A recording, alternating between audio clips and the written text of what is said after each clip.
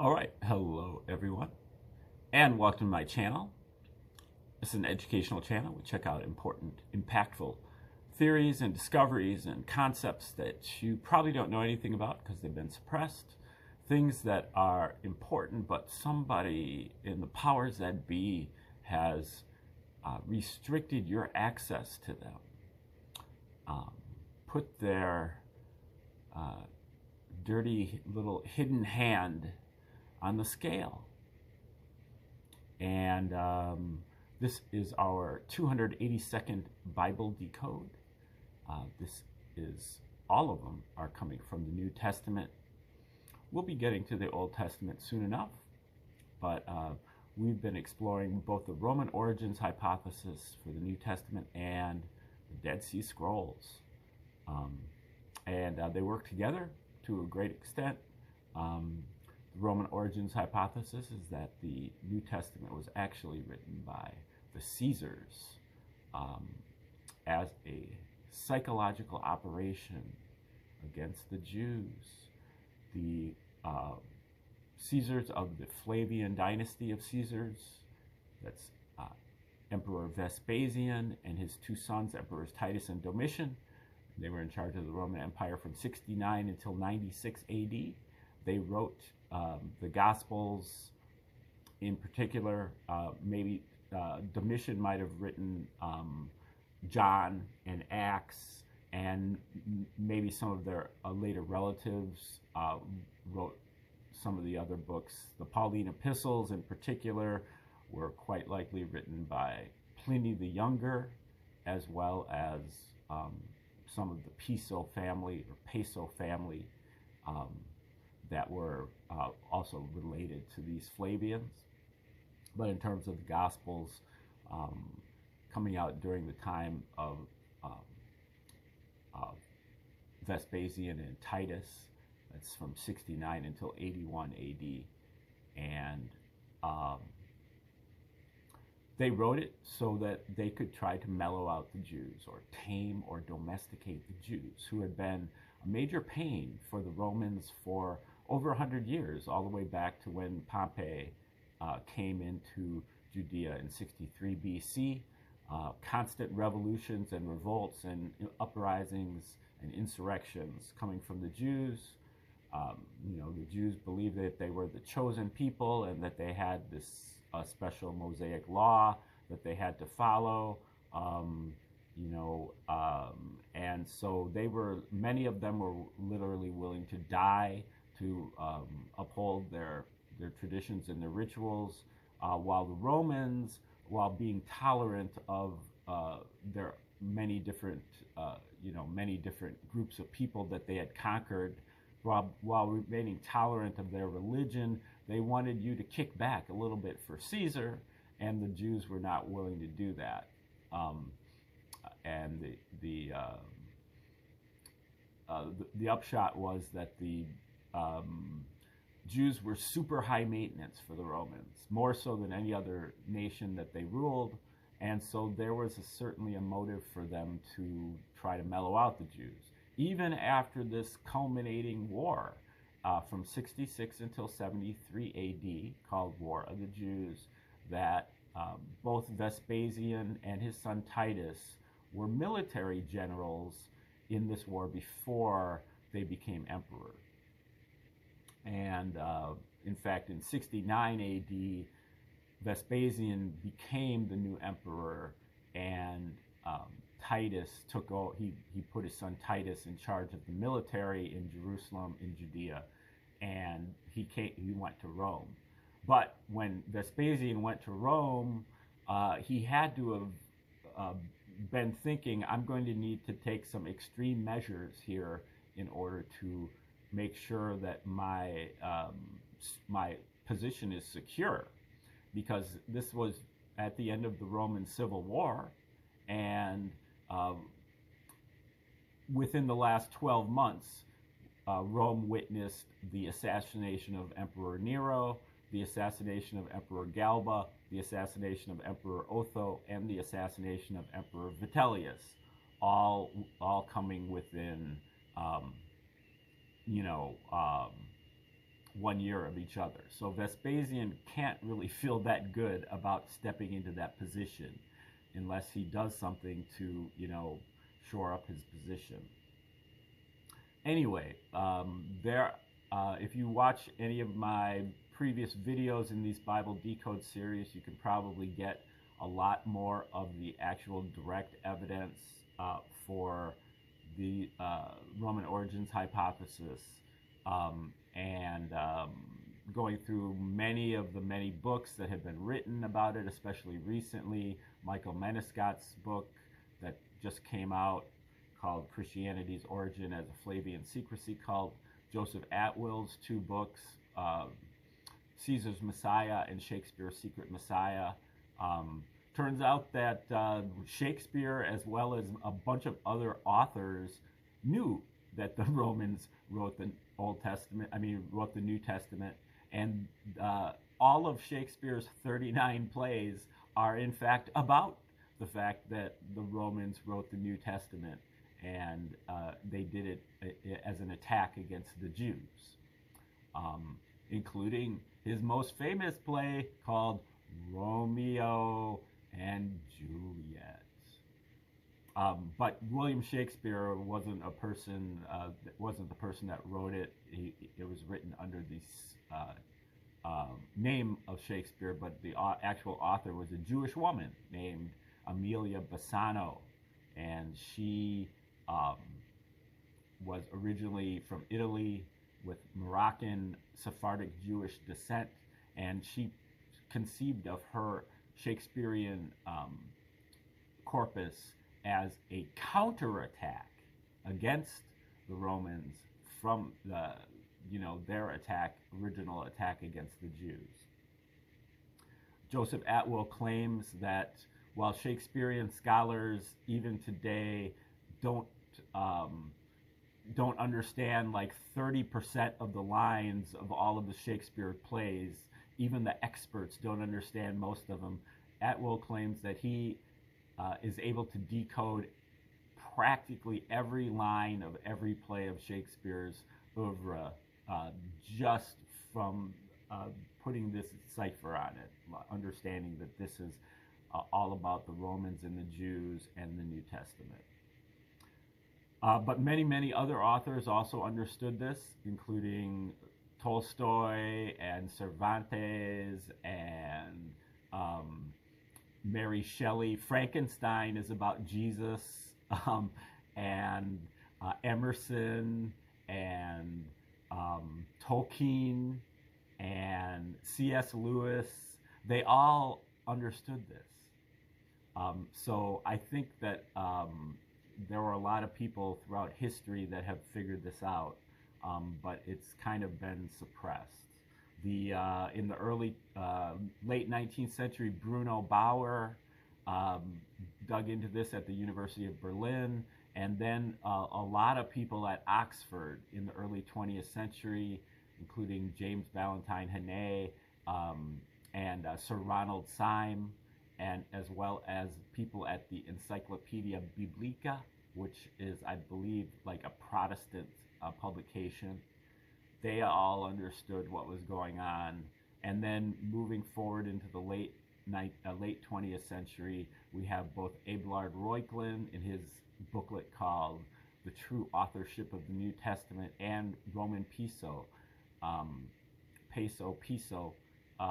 both independently determining that the New Testament was written by Josephus, but that Josephus was just a pen name for Arius Piso, or Peso, and that he was basically a close cousin of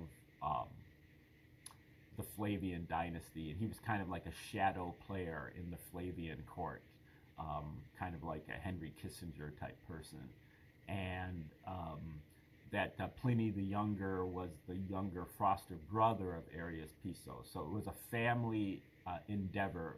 A lot of the later books were written by Arius Piso's children and grandchildren, and his father was actually possibly one of the hatchers of the plot way back in maybe even as early as the 50s, and that I believe his name was Lucius Piso, and he was in on it with Seneca the Younger, and maybe Pliny the Elder, and they presented the plan to Emperor Nero, and Emperor Nero wouldn't go for it, and so so they tried to assassinate Emperor Nero, and he found out about the plot, and he had Seneca the Younger executed in 65 BC. Seneca the Younger was originally his tutor when he was growing up. So a lot of intrigue. The evidence is there if you want to check out. Piso and Reuchlin both engage in very, very thick detective work. They go over like the letters that each of these different Romans sent to each other, because they all used a ton of different aliases and fake names, and they would change their names around. They would transpose them into Latin instead of Greek, or they would move half of it into Latin but leave the other half in Greek, or things like that, all just to kind of like cover it's what I would call the shell game of names. And they tried to unravel the shell game of names, and they both independently determined that it was all done by Arius Piso under the pseudonym of Josephus. Ralph Ellis, in his books, also determines that the New Testament was written by Josephus. He also believes that the Talmud was written by Josephus. And they all, Piso and Reuchlin also believe that the Quran was written by the followers, their later family members, and that that the Piso family basically hatched all of the popes, going from all the way from Clement all the way through up all the way until the Middle Ages and so forth. Roman Piso has a lot of his art. He's got like a couple hundred articles that are all on these various topics. A lot of them are genealogies, and you can find that stuff if you look up like the Piso Project. Anyway, today we're looking at another author who, at the time that he was writing this, he didn't understand the Roman origins hypothesis, but I believe he really warmed up to it later. I'm not sure if he's still alive now, but he definitely gave some credence to it when Atwill introduced him to it. I believe there's a video with both of them kind of talking to each other about this. And that is Robert Eisenman. And Eisenman was one of the key players that actually liberated the Dead Sea Scrolls, because the Dead Sea Scrolls were discovered in caves, in a bunch of different caves, starting in 1947, but all the way they kept discovering more and more of them in like these sealed jars that are kind of famous because they are, according to the craftsmanship of the jars, they are all made by these monks that lived at Qumran, about 20 miles from Jerusalem, in this very desolate area right next to the Dead Sea, at very low, way under sea level. And between 47 and 56, they discovered all these different Old Testament writings. All of the books of the Old Testament are represented except for Esther, possibly Ezra, but I believe it's Esther. And there were like 20 copies of Genesis and 25 copies of Isaiah, and but there's a lot of sectarian material, which is of the most interest to scholars, which is the stuff that they wrote about their own particular sect and life described life and their own beliefs and their political system and so on amongst this monastic sect. And unfortunately, the scrolls were basically given to these Dominican priests in order to translate them and disseminate them to the public. And these priests must have found something that they didn't like. And so they pretty much started to, I won't say refuse to put them out there, but they just kind of just kicked the can down the road. And they would release one relatively innocuous and irrelevant translation every couple years just to keep people, mollified. And then eventually Eisenman had to, 40 years later, in the late 80s, Eisenman started some legal procedures to force these documents, or at least the photographs of them, to come out. And so that's, Eisenman also has a wealth of knowledge in terms of he's willing to play the name game, the shell game of names. A lot of these names that you read in the New Testament, especially in the Pauline epistles and the book of Acts, are actually famous people. Just the throwaway names. They are actually either Herods or Caesars, or close to, like this guy Epaphroditus. Epaphroditus was one of Nero's slaves, but basically he was a close confidant of Nero's, and ended up like trying to but Epaphroditus was behind the scenes for the entire Flavian dynasty until he was executed by Domitian in like 95 AD. And like one of the he's brought up in one of the books, I think it's one of the epistles, but he's also Josephus's War of the Jews is dedicated to him. And Josephus's War of the Jews is really the key work that you need in order to kind of decode the New Testament, because they are written by the same people. Whoever wrote Josephus also wrote the New Testament, and they're intended to be read together. And when you do that, you can see all the repetition, all of the parallelism and parodyism that's going on, and parabolism that's going on between the two scripts. And when you can unlock that, you can see the intentionality that's involved. They were doing this intentionally.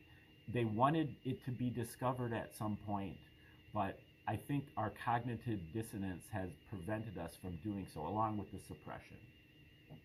But anyway, we are now reading from one of Eisenman's books called the Dead Sea Scrolls and the First Christians, which is kind of a compendium of books, of his shorter works and some of his articles. And we're reading from a book in that collection called Maccabees, Zadokites, Christians, and Qumran. Qumran is where the Dead Sea Scrolls were discovered. Maccabees were the dynasty of Jewish kings that basically took sovereignty for the Jews for about a century in the 2nd and 1st century BC. From the Greeks, but eventually then they were taken over by the Romans. And the Zadok comes from Zadok, the high priest of back in the time of David and Solomon, but it's also a word that means righteousness, which talks a lot about the Dead Sea Scrolls, because there is in the narratives of the Dead Sea Scrolls, there is a teacher of righteousness, there is a wicked priest, and there is a liar. And so scholars have been trying to figure out who is who amongst those, especially with regard to the New Testament. Like, which one of them is Jesus? Which one of them is John? Which one of them is Paul? Which one of them, is some of the other characters, possibly, including James, the brother of Jesus, and that is who Robert Eisenman believes the teacher of righteousness is. So we're going to go back a paragraph, which I think is an important paragraph, and then move forward. A succession of priestly Zadoks had already been in existence for a century or two before the official appearance of this so-called zealot movement, to identify at least four so indicated in the extant literature: Simeon, Onias, who are two of, and Judas, these are three Maccabeans, and Honi, and I believe Honi is coming from the Talmud. This sequence is, strictly speaking, anterior to the Messianic. It undergoes a Messianic transformation once the Maccabean family, the last properly Zadokite line, is finally destroyed. Then a new variation of it is invoked for priestly and secular legitimacy. This is what Josephus is at pains to conceal in his zealot theorizing. There are two separate zealot concepts here. One after it undergoes a messianic transformation after the Maccabean family. So the messianic stuff comes in at the end of the Maccabees at like about 63 BC. What the movement in its new guise now anticipates is the coming of the messianic kingdom, the kingdom of the Messiah of Israel, the star. The notion of a movement based on priestly zeal is not new, as First Maccabees corroborates. That's an apocryphal work, mostly apocryphal. It's in some canons, but First and Second Maccabees, corroborates in its portrayal of the Maccabean ancestor Mattathias, and W.R. Farmer has shown in his much underrated book, The Zealot Movement has, quote, the Zealot movement has effectively been in existence at least as long as the first Maccabean purveyors of it in the covenant of Phineas. What is new is the coupling of this movement with Israelite messiahs in the wake of the demise of the Maccabean priests or king and or kings. This is reflected in the literature of Qumran as we have it. It is preached by a teacher named Zadok, as much a transliteration, that is S-A-D-D-O-K, whereas the Zadok is Z-A-D-O-K, as much a transliteration of Zadok as Zadok, whom Josephus neglected to mention in his first account of this movement in the Jewish War, or also otherwise known as War of the Jews. And Judas, the son of a former messianic pretender and guerrilla leader, Hezekiah. Here is the first palpable manifestation, aside from Jesus ben Jehozadak and Zerubbabel long ago, of our Zadokite/Israelite dual messiahship. It is also preached by a mysterious Baptist named John, succeeded by Jesus, James, and others. In the latter two, we have the type of the Messiah of Aaron and Israel, of the Damascus document, which is one of the Dead Sea Scrolls. And there does appear to be a shift between the ideology of this document on this point and that of the community rule, though the rule may imply a series of may imply a series of, not dual messiahs. So a series of messiahs, not just dual messiahs. The ideology on these points is not stationary. It is developing, as we have shown. The challenge is to be able to fit the appropriate ideology into its proper situation and not passively rely upon the problematic results of archaeology and paleography. It's not paleography, there's an A in there. It has to do with analyzing the penmanship. And you can apparently date ancient documents by the penmanship, but it's not very precise. And that is what a lot of these Dominican priests use the paleography, or however you pronounce it, to date the Dead Sea Scrolls way back to the 2nd century BC, because they wanted to distance it as far as possible from the story of Jesus. They didn't want those things to be conflated like people like Eisenman are trying to do.